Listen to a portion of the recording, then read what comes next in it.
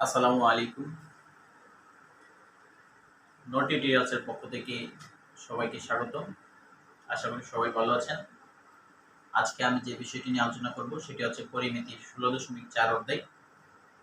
এই 16.4 অধ্যায়টি সবচেয়ে বেশি গুরুত্বপূর্ণ। এই অধ্যায় থেকে পরীক্ষায় একটি সৃজনশীল সবসময় আসে। আজকে সেই অধ্যায়ের খুঁটিনাটি বিষয় নিয়ে আমি আলোচনা করব।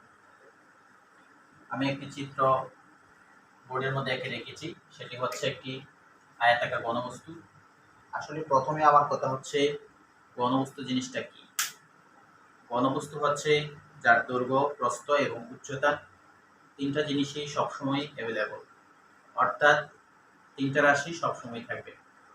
ঘনবস্তুর ক্ষেত্রে এটা হতে পারে আয়তাকার ঘনবস্তু, হতে পারে বর্গাকার ঘনবস্তু। তাহলে আয়তাকার কথাটার অর্থ হচ্ছে তার প্রতিটা বাহু ভিন্ন ভিন্ন হবে, দৈর্ঘ্য, প্রস্থ, উচ্চতা ভিন্ন ভিন্ন হতে পারে। আবার প্রস্থ এবং পুরুত্ব অর্থাৎ উচ্চতাটা সেম হতে পারে। যখন তিনটি রাশি যখন একই রকম হবে তখন তাকে আমরা বলবো বর্গাকার ঘনবস্তু। অর্থাৎ ঘনবস্তুর ক্ষেত্রে আমরা আয়তাকার ঘনবস্তু এবং বর্গাকার ঘনবস্তুর কথাই বুঝে থাকি। তাহলে আমি যে একটি ঘনবস্তু এঁকে রেখেছি সেটি হচ্ছে একটি আয়তাকার ঘনবস্তু, যেহেতু তার কোনো একটি বাহু সমান নেই।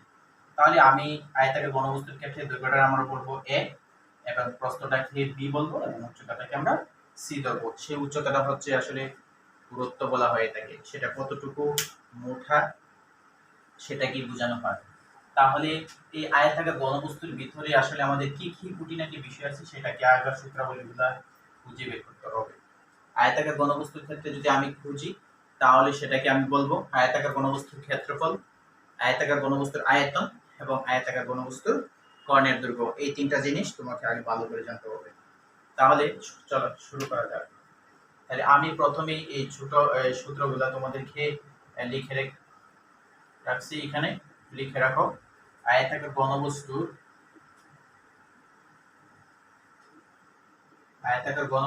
ক্ষেত্রফল, আয়তাকার ঘনবস্তুর ক্ষেত্রফলে এই আয়তাকার ঘনবস্তুর ক্ষেত্রে তার 6টা তল থাকবে। যেমন তার মধ্যে যদি তুমি উদাহরণ দাও, যেমন একটা ইট হতে পারে একটা আয়তাকার ঘনবস্তু, একটা মোটা বই হতে পারে আয়তাকার ঘনবস্তু, তোমার হাতের হ্যান্ডসেটটা হতে পারে একটা আয়তাকার ঘনবস্তু। তার মতো অনেকই আয়তাকার ঘনবস্তু চিত্র রয়েছে। তাহলে 6টা তলে সে 3টা ক্ষেত্রফল দিবে, কিন্তু প্রতিটা সাইড 2টা করে। তাহলে এখানে যদি আয়তাকার ঘনবস্তুর ক্ষেত্রফলের ক্ষেত্রে সূত্রটা লিখবা AB plus BC plus CA. 6টা তল মিলে এখানে 3টা, এবং প্রতিটি বাহু যেহেতু ডাবল ডাবল রয়েছে তাই জন্য 2 দ্বারা গুণ হবে। তাহলে যেহেতু আমরা ক্ষেত্রফল সেজন্য আমরা লিখব বর্গ একক। মিটার যদি হয় তাহলে মিটার দিব, সেন্টিমিটার হলে সেন্টিমিটার দিব। তাহলে ক্ষেত্রফল, যে কোনো কিছুর ক্ষেত্রফল যখন হবে তাহলে অবশ্যই তোমাকে বর্গ ইউজ করতে হবে, বর্গ ইউজ করতে হবে। ক্ষেত্রফলের ক্ষেত্রে অবশ্যই তোমাকে বর্গ ইউজ করতে হবে। তাহলে আয়তাকার ঘনবস্তুর আয়তন, তাহলে আয়তাকার ঘনবস্তুর আয়তনের সূত্রটা আমরা লিখব শুধু তিনটি রাশির গুণফল এ বি সি, দৈর্ঘ্য গুণ প্রস্থ গুণ উচ্চতা। সেটাকে আমরা যদি কোনো একটা বস্তু যদি এটা আয়তন চায় তাহলে অবশ্যই তোমাকে 3টা রাশি অর্থাৎ ঘন বলতে হবে। ঘন একক লিখছি আমি, যদি এটা মিটার হয় তাহলে হবে মিটার, এবং যদি সেন্টিমিটার হয় তাহলে এটা অবশ্যই সেন্টিমিটার লিখতে হবে। তাহলে আয়তাকার ঘনবস্তুর কর্ণের দৈর্ঘ্য, কর্ণের দৈর্ঘ্য সূত্র আমরা লিখব কর্ণের দৈর্ঘ্য। যেহেতু এখানে 3টা রাশি রয়েছে সেই জন্য আমি 3টা রাশির ক্ষেত্রে প্রতিটা বাহুর বর্গ করব আগে আমি a square plus B square plus C square, অর্থাৎ তারপর তার উপর একটা রুট ওভার দিয়ে দিব।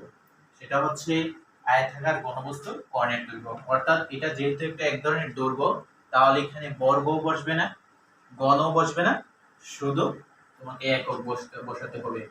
যদি মিটার হয় তাহলে মিটার বসাবে, যদি সেন্টিমিটার হয় তাহলে সেন্টিমিটার বসাবে। তাহলে যদি বস্তুটা যদি আয়তাকার না হয়ে একটি বর্গাকৃতির হয় তাহলে আমরা এই সূত্রগুলো কি করব। তাহলে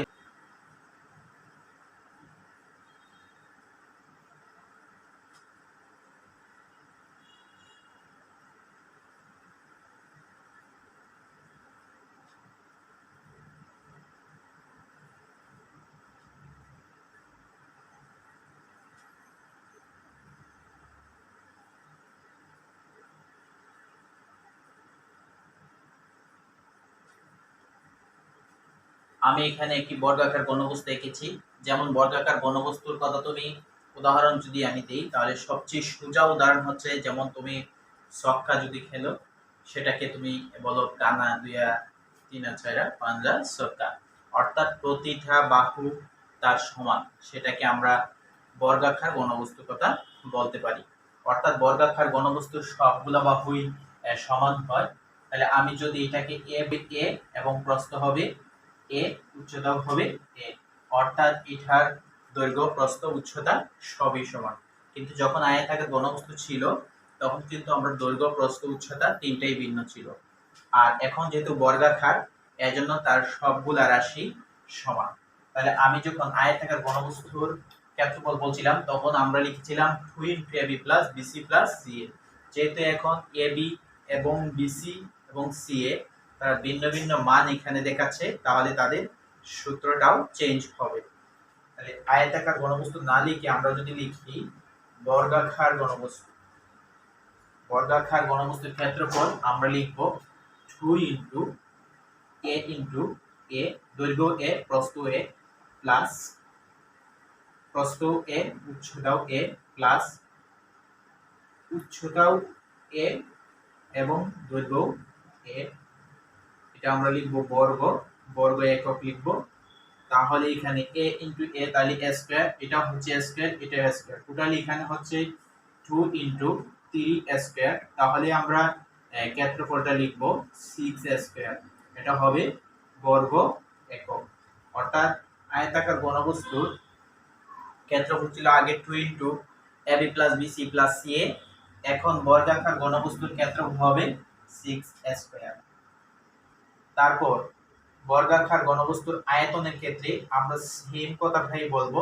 বর্গাকার ঘনবস্তুর আয়তন দেখো, আগে দৈর্ঘ্য ছিল a, প্রস্থ ছিল b, কিন্তু এখন প্রস্থ a, উচ্চতা ছিল c, এখনো উচ্চতা a রয়েছে, অর্থাৎ তিনটা রাশি একই রকম হয়ে গেছে।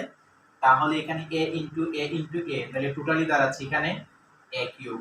তাহলে বর্গাকার ঘনবস্তুর আয়তন যখন বলবো তখন হবে a কিউব। আর এখানে আমরা লিখবো ঘন একক, লিখবো অবশ্যই লিখবো। মিটার হলে মিটার লিখবো, সেন্টিমিটার হলে সেন্টিমিটার লিখবো। আর কর্ণের দৈর্ঘ্য, তাহলে কর্ণের দৈর্ঘ্য যখন আমরা বলবো, আয়তাকার ঘনবস্তুর কর্ণের দৈর্ঘ্যের কথা আমরা বলছিলাম যে √d a square plus b square plus c square দিয়েছিলাম। কিন্তু এখন যেহেতু সবগুলা বাহু একই রকম, এজন্য আমরা a স্কয়ার যেটা আছে a স্কয়ারই লিখবো। b এর জায়গাতে অবশ্যই আমরা a বসাবো এবং c এর জায়গাতে অবশ্যই আমরা a বসাবো। তাহলে কি দাঁড়ালো a square plus a square plus a square, অর্থাৎ √3a স্কয়ার। তাহলে রুটে আর স্কয়ারে কাটা যায়, কিন্তু 3 এর উপর √টা থেকে যায়, তাহলে আমরা লিখব a √3। অর্থাৎ বর্গাকার ঘনবস্তুর ক্ষেত্রফল হচ্ছে 6a স্কয়ার, যেটাকে আমরা বলবো সমগ্র তলের ক্ষেত্রফল। বর্গাকার ঘনবস্তুর আয়তন হচ্ছে a কিউব এবং বর্গাকার ঘনবস্তুর দৈর্ঘ্য, কর্ণের দৈর্ঘ্য হচ্ছে a √3। তাহলে এটা হচ্ছে কর্ণের দৈর্ঘ্য, এটা হচ্ছে আয়তন, এটা হচ্ছে ক্ষেত্রফল। তাহলে আমরা বর্গাকার ঘনবস্তু এবং আয়তাকার ঘনবস্তুর ক্ষেত্রফল, আয়তন এবং কর্ণের দৈর্ঘ্য জানা হলো। এখন আমি দেখব সিলিন্ডার সম্পর্কিত কিছু তথ্য। দেখো, আমি এখানে একটি সিলিন্ডারের মতো একটি চিত্র এঁকে রেখেছি। তুমি সিলিন্ডারের মতো কি কি চিত্র দেখতে পাও বাস্তবে? তুমি যদি চিন্তা করো, একটি বালতির কথা চিন্তা করতে পারো, একটি গ্যাস সিলিন্ডারের কথাও চিন্তা করতে পারো, অর্থাৎ একটা গ্লাসের কথাও চিন্তা করতে পারো। অর্থাৎ তুমি সিলিন্ডার আকৃতির যত বস্তুই দেখো না কেন, সবার ক্ষেত্রেই একই কথা আমরা বলবো। তাহলে সিলিন্ডারের ক্ষেত্রে দেখো, প্রথমে উপরের যে আমাদের বটম লাইনটা রয়েছে, নিচের যে বটম লাইনটা রয়েছে এবং উপরের যে আপার লেভেল অর্থাৎ টপ লেভেল যেটা রয়েছে, সেটা একটা বৃত্তের মতো এবং নিচের অংশটাও একটি বৃত্তের মতো। তোমাদেরকে আমি আগেও একটি বৃত্ত সম্পর্কিত তথ্য দিয়েছিলাম।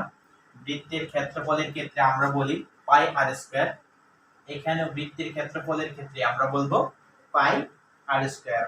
অর্থাৎ বৃত্তের ক্ষেত্রফল এখানে দুইটা রয়েছে, পাই আর স্কয়ার, আর এটা হচ্ছে পাই আর স্কয়ার। তাহলে এটা টোটালি একটি বৃত্তের ক্ষেত্রফল, এটা হচ্ছে বৃত্তের ক্ষেত্রফল। তাহলে এখানে মাঝের যে অংশটা রয়েছে সেটা হচ্ছে টোটালি বক্রতল, এটাকে আমরা বলবো বক্রতল।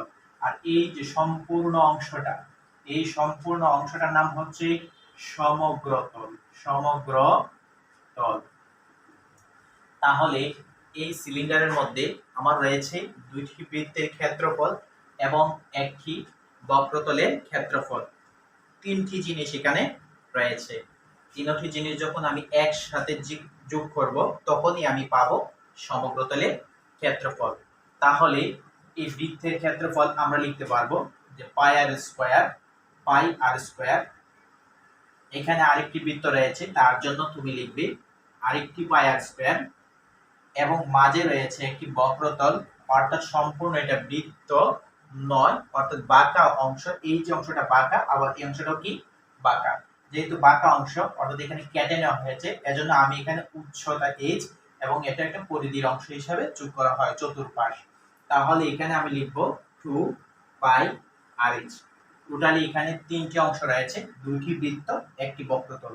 তাহলে এখানে টোটালি যখন আমরা কাজ করব তখন আমরা এটা লিখব যোগ করলে এবং কমন নিলে লিখব 2 পাই আর ইনটু আর প্লাস h। অর্থাৎ তিনটি অংশ যখন তুমি একসাথে করবে তখন এটা হবে সমগ্রতলের ক্ষেত্রফল, সমগ্রতলের ক্ষেত্রফল। তাহলে সিলিন্ডার আকৃতির অনুবস্তুর সমগ্রতলের ক্ষেত্রফল হচ্ছে 2 পাই আর ইনটু আর প্লাস h। অর্থাৎ এই সমগ্রতলের ভিতরে একটি সিলিন্ডারের তিনটি অংশ রয়েছে, দুটি বৃত্ত এবং একটি বক্রতল। বক্রতল হচ্ছে মাঝের অংশটা, আর বৃত্ত উপরের অংশ এবং নিচের অংশ। তাহলে এই সিলিন্ডারের আয়তনের কি সূত্র হবে? সিলিন্ডারের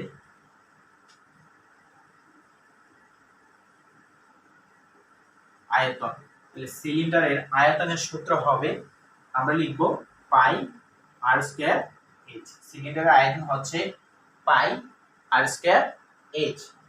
এখানে যেহেতু দৈর্ঘ্য উচ্চতা রয়েছে একটি এবং ব্যাসার্ধ রয়েছে দুইটি, এখানে টোটালি তিনটি রাশি থাকে, সেটাকে আমরা বলি ঘন। আর যেহেতু এটা হচ্ছে আয়তন তাহলে আমরা এখানে লিখব ঘন একক। মিটার থাকলে মিটার লিখব, সেন্টিমিটার থাকলে কি সেন্টিমিটার লিখব।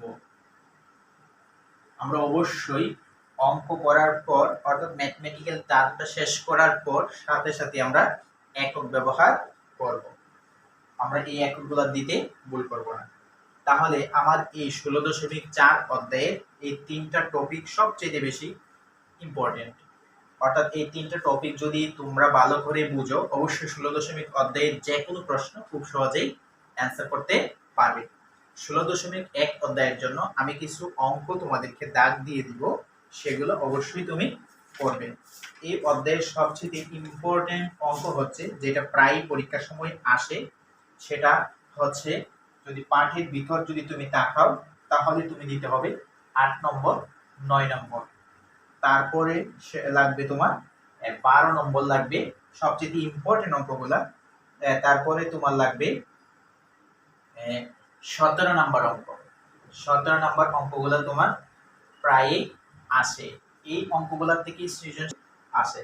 আর বাকি পাঠের সৃজনশীলগুলো আমি অবশ্যই পরবর্তী ক্লাসে তোমাদের সামনে আলোচনা করব ইনশাআল্লাহ। আমরা টু দা পয়েন্টে সবগুলা ক্লাসে তোমাদের সাথে নো টিউটোরিয়ালসে যারা এখনো অ্যাড হওনি তোমরা অবশ্যই অ্যাড হয়ে যাবে ইনশাআল্লাহ। আসসালামু আলাইকুম।